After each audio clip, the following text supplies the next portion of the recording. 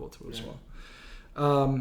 Okay, and we've kind of so just to recap, we've talked about desire, we've talked about faith, we've talked about autosuggestion, specialized knowledge, imagination, organized planning, decision, persistence, power of the mastermind, the mastery of sex transmutation, and then the 11th step would be the subconscious mind. I think we've been talking about a lot about that, but so what the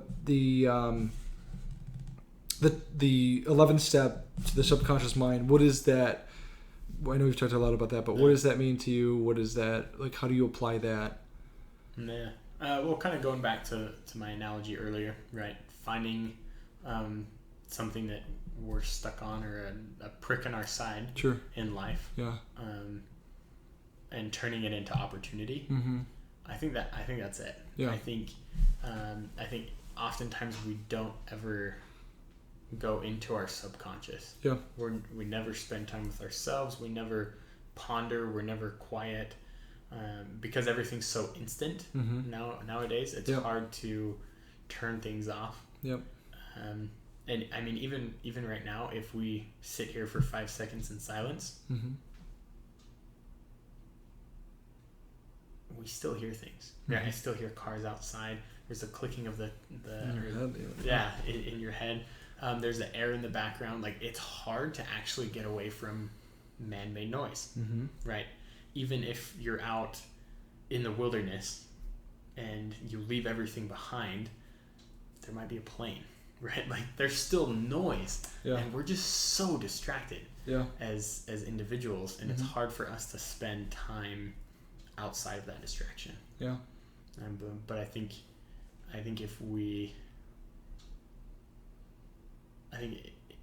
spend time in our subconscious, the 90% that's locked the majority of the time, all of this other stuff that we've talked about previously, all the other steps, they will they'll come to light. Yeah. Right. Like, for it'll all make sense. Yeah. Yeah.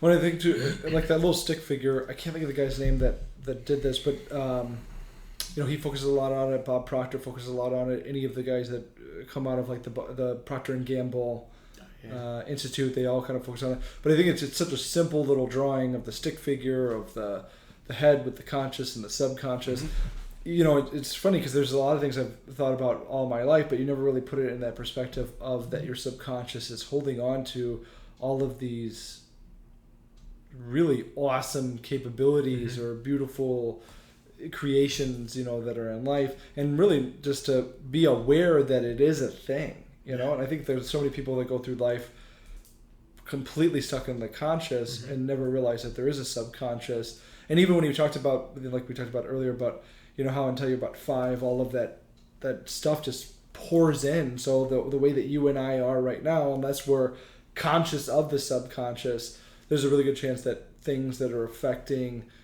the way that the people that are rolling around telling their kids to calm down at 2, how that could affect them in even a work environment of, no, I need to calm down because this is the way that things are supposed to be.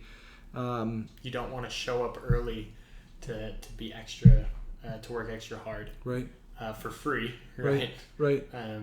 To take it to the next level, because that's not what normal people do. Right. And the norm is in safety and everything that we're talking about. Yep. And again, I think the thing too is that we've been so programmed to say, like, well, don't question, like, you don't, like, don't do as I do as I say.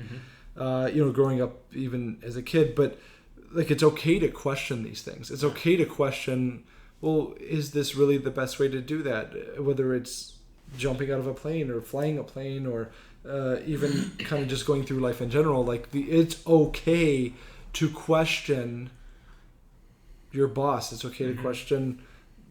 It's okay to question. I think that's what I'm trying to say. And not just okay, I think it's needed. Yes. Because if we give any sort of pushback when somebody questions us, it makes them think about what they just said, right? Yep. And so we can begin to uncondition the conditioning that's just so normal. Yep.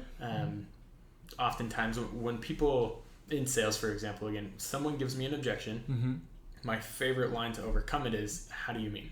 Yeah. Because oftentimes people are just like, they're trained to be like, I'm not interested. Yeah. I need to talk to my partner. I need to talk to my spouse.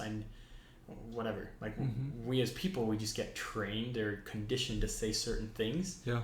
And so an objection, oh, how do you mean? It puts them back in control and like, yeah, well, actually, what do I mean? Right. What am I actually saying right now? And it makes them actually think about it outside of just the normal consciousness. Yeah. It's almost forcing them to tap into the subconsciousness of it. Yeah. And like you said, I mean, with the 4-minute mile, had nobody pushed back on that, had he not pushed back on that, we would have all been sitting. And again, the 4-minute mile really is not.